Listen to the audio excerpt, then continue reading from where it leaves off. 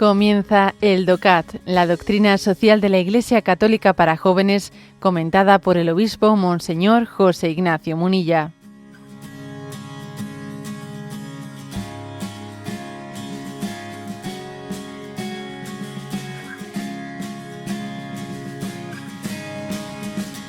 Punto número 133.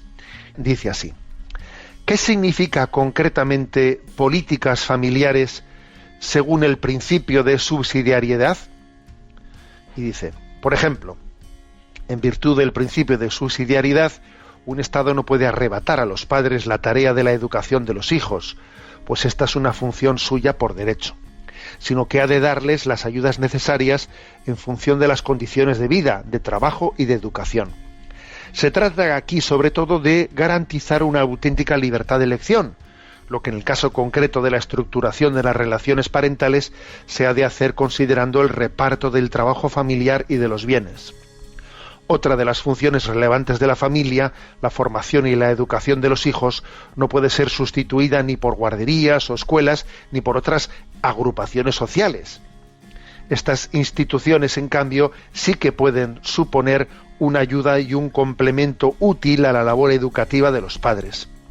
El principio de subsidiariedad realza al mismo tiempo la responsabilidad inherente de las personas y las familias.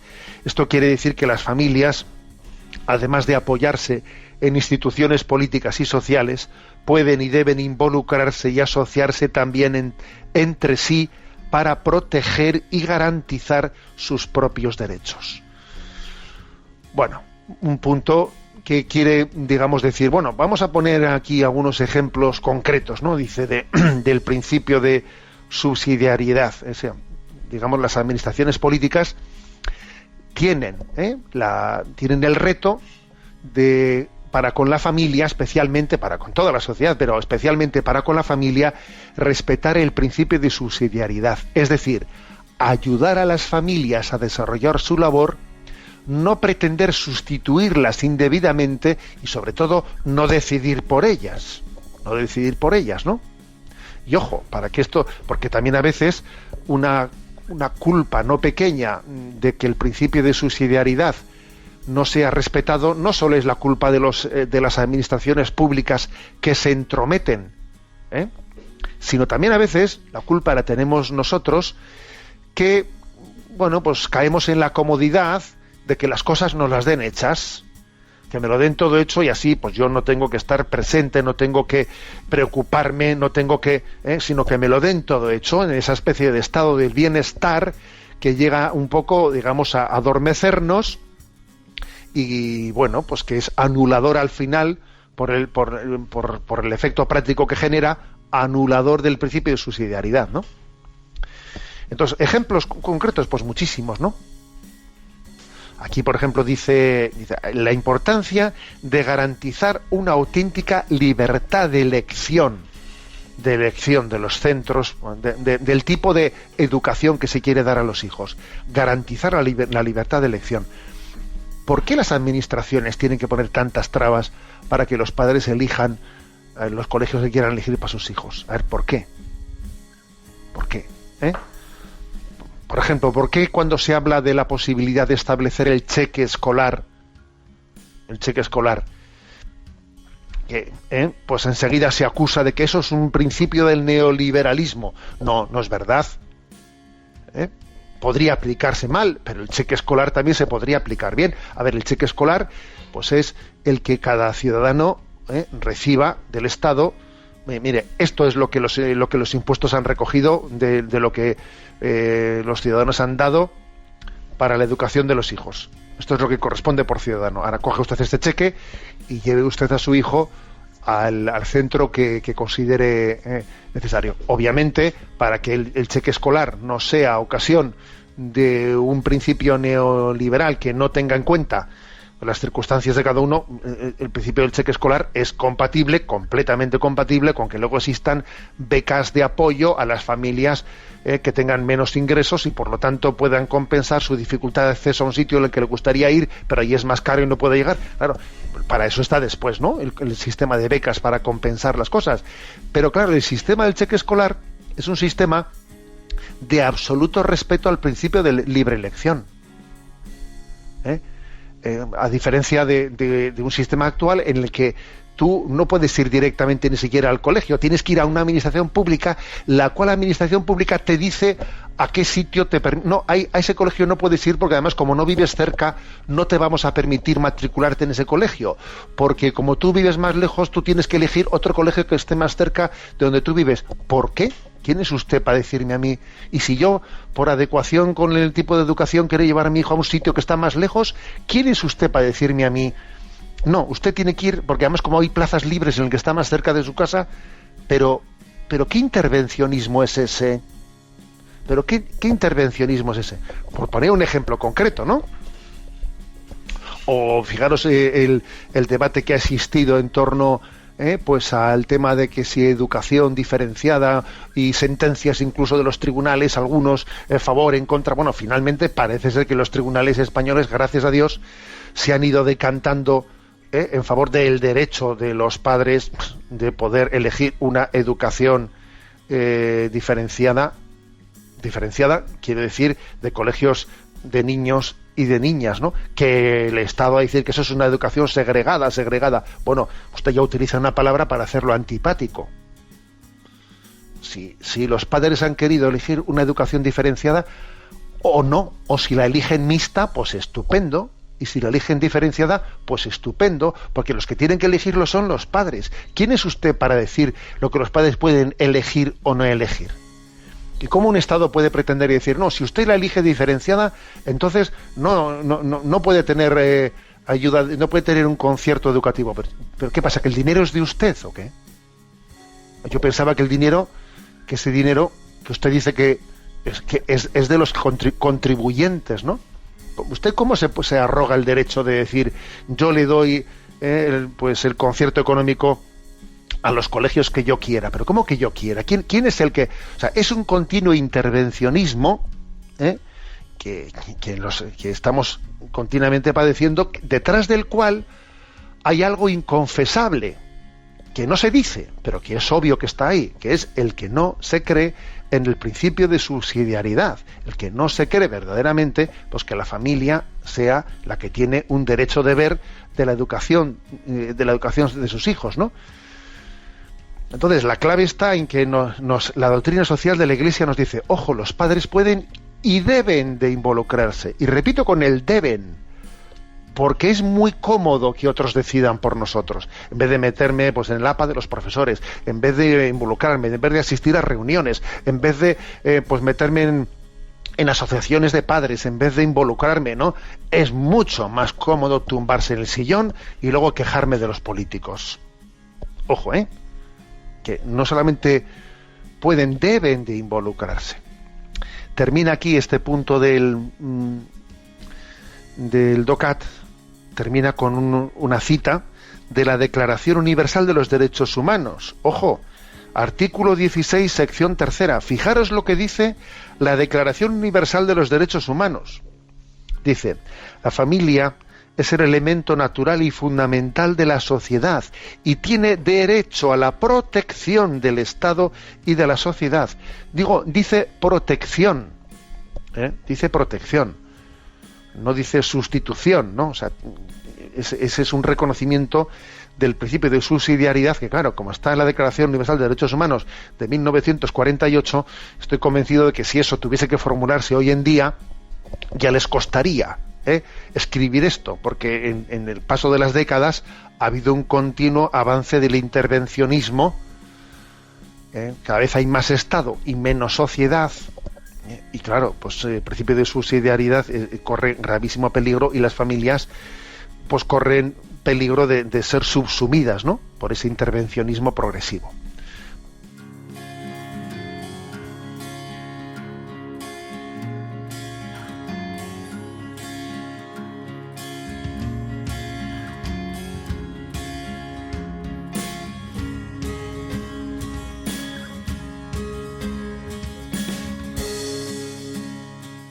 Has escuchado el DOCAT, la doctrina social de la Iglesia Católica para jóvenes, comentada por el obispo Monseñor José Ignacio Munilla. Encuentra todos los audios en radiomaria.es.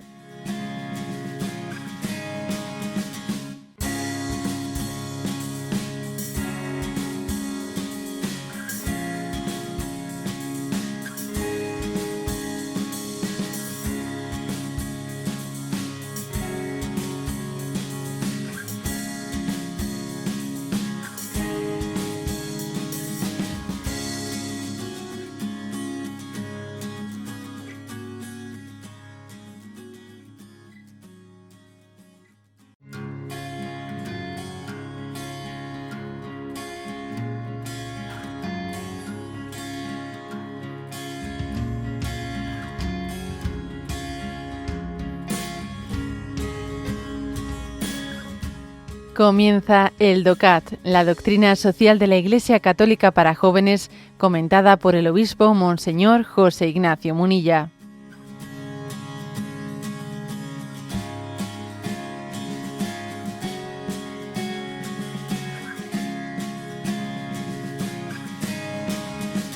Punto 134.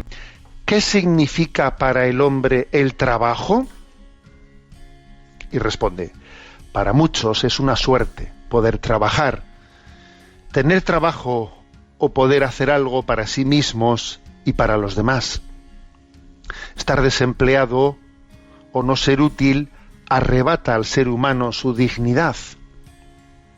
Con el trabajo se desarrollan competencias y capacidades y se participa del desarrollo económico, social y cultural. El trabajo ocupa un lugar central en el plan de Dios. Dios ha encargado al hombre que someta la tierra, que la cuide y la proteja. El trabajo puede ser un valioso servicio para los demás. Y es más, cultivando la tierra sosteniblemente y haciendo desarrollar de manera creadora sus posibilidades, el hombre se asemeja a su creador. Además, hacer bien trabajos sencillos nos une a Jesús, que fue también un trabajador. Bueno, pues tendremos ocasión, ¿no?, en los próximos puntos de ir desarrollando muchos aspectos de lo que es el trabajo, ¿no?, la visión cristiana del trabajo. Pero aquí hay como una afirmación, como punto de partida, ¿no? ¿Qué significa para el hombre el trabajo? Entonces, caigamos en cuenta que aquí se dice que, claro, que el no trabajar, dice, pronuncia una expresión que hay que entenderla bien, dice: arrebata al ser humano su dignidad. A ver, no es que alguien que no trabaje no tenga la misma dignidad, pero es verdad que no le permite, o sea, la falta del trabajo puede hacer que uno le cueste más percibir su dignidad. Para que uno sea consciente de su propia dignidad, la tiene que ver expresada. Si tú eres algo, pero ese algo que eres, que ontológicamente eres, no lo ves expresado, del ser se conlleva el hacer. El hecho de que el ser no se exprese en el hacer hace que al final parece que no sea, que sí que lo es, ¿eh? La dignidad humana es exactamente igual en el que está plenamente ocupado y con un trabajo pues que le realiza, que el que tiene un trabajo que es un desastre o el que no lo tiene. Pero es verdad que, claro, que no le ayuda a entender su dignidad el tener un mal trabajo o el no tener trabajo. Entonces, nosotros caemos pedagógicamente en cuenta de lo que somos, también por lo que hacemos, ¿no? Hay una expresión que me habéis escuchado muchas veces, que es: eres lo que haces. Hombre, hay que entender esta expresión, porque toda expresión se podría sacar de quicio, ¿eh? Se podría sacar de quicio. Porque también nosotros hacemos cosas con las que no estamos plenamente de acuerdo, ¿no? Aquello que dice San Pablo: a veces me veo haciendo cosas que no quiero hacer. Claro, porque hay contradicciones dentro de nosotros, pero por lo tanto no se puede llevar hasta el extremo esta expresión de eres lo que haces, pero entendiéndola bien, sin exagerarla, quiere decir que en gran parte el hacer visualiza el ser. Y entonces voy creciendo en la medida en que hago lo que es coherente con mi ser.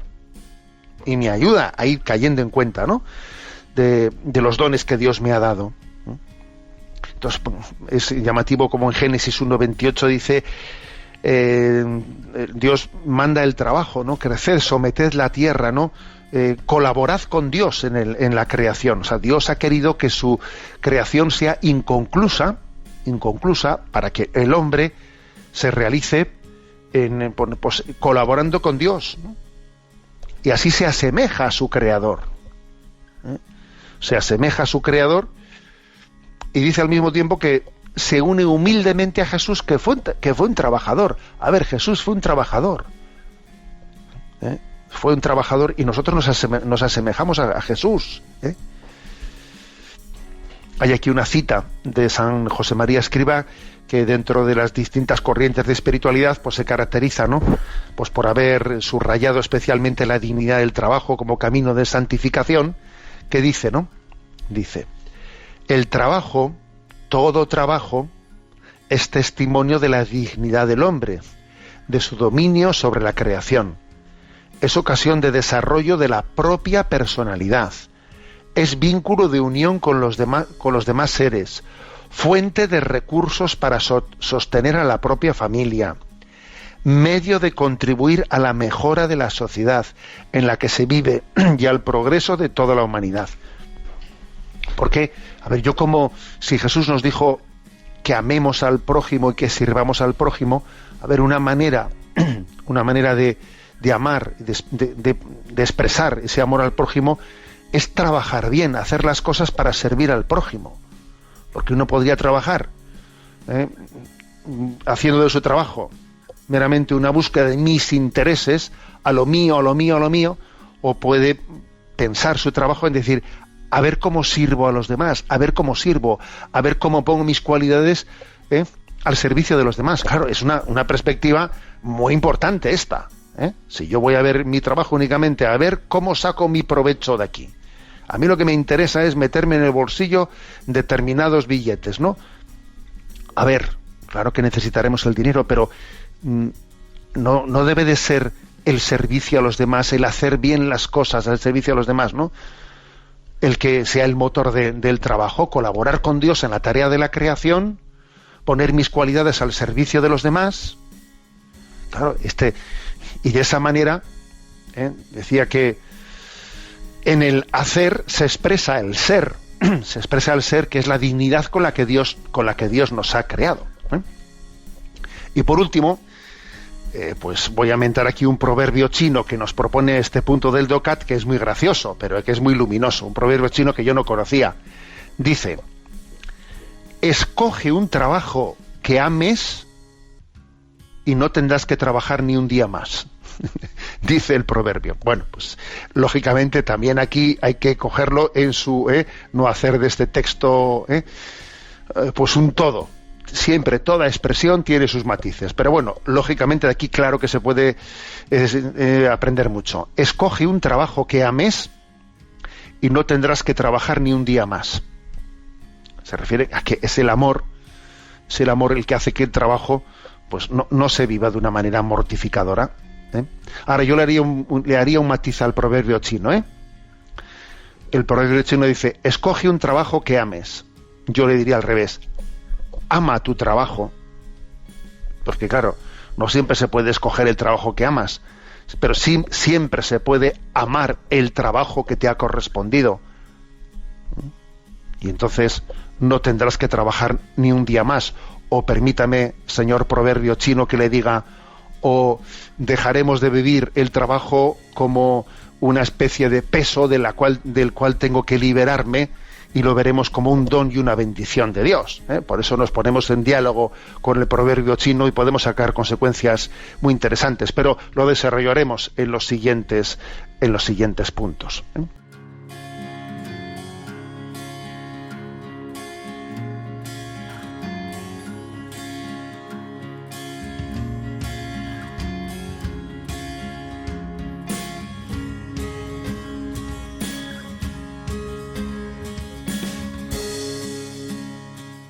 Has escuchado el DOCAT, la doctrina social de la Iglesia Católica para jóvenes, comentada por el obispo Monseñor José Ignacio Munilla. Encuentra todos los audios en radiomaria.es.